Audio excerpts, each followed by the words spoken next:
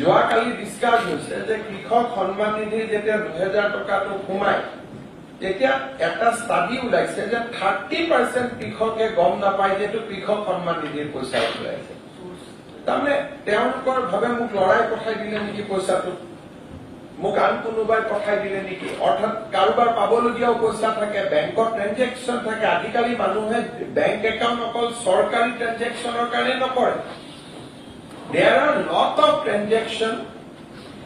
যিটো মানুহৰ বেংকত দৈনন্দিন চলি থাকে আজি আমাৰ বহুতৰ একাউণ্টত যেতিয়া 2000 3000 5000 টকা সোমায় তোমাৰ দৰমহাৰ টিএৰ পইচা সোমায় ডিএৰ পইচা সোমায় আমি কনফিউজ হৈ যাওঁ যে এইটো কোনটো টিএৰ পইচা সোমালে কোনটো ডিএৰ পইচা সোমালে আৰু আমি সুধি ল'ব পাৰোঁ কৃষকজনে কাক সুধিব যে এইটো কাৰ টকা সোমালে কালি প্ৰধানমন্ত্ৰীয়ে কৈছে যে ডিবিটি বিকামে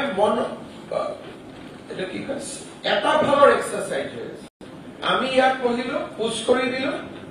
কোনেও গমেই নাপালে যে পইচাটো ক'ৰ পৰা আহিলে কি আহিলে যদি 12 তাৰিখে আমি ডিবিটি কৰো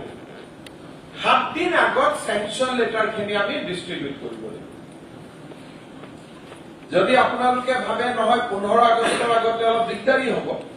তেতিয়াহ'লে আমি চেংচন লেটাৰ ডিষ্ট্ৰিবিউচনৰ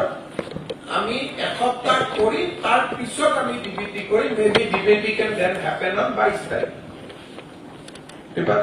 বুজি পাল So without sanction letter, DBT should not happen. সেইকাৰণে আমি অহা কালি বা পৰখি কেবিনেটত ঠিক কৰিলাম